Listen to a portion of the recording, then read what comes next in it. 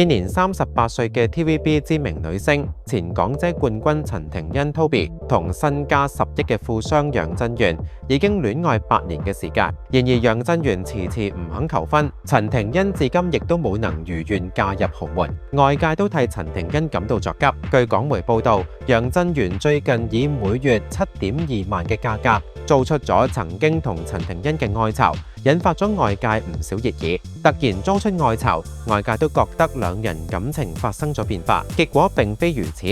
因為楊振元同陳庭欣已經搬到咗新嘅愛巢。據悉，陳庭欣同楊振元已經同居多年。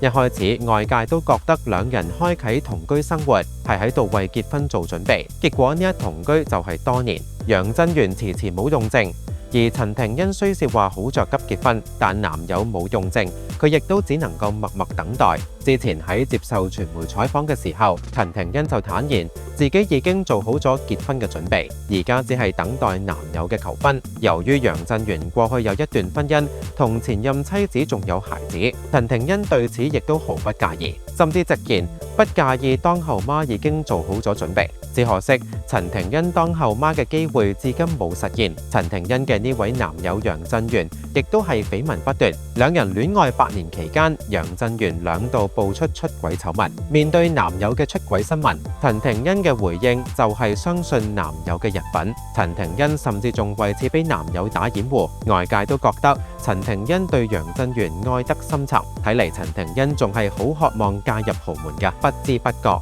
佢楊振元已經戀愛了8年，確實係相當不容易。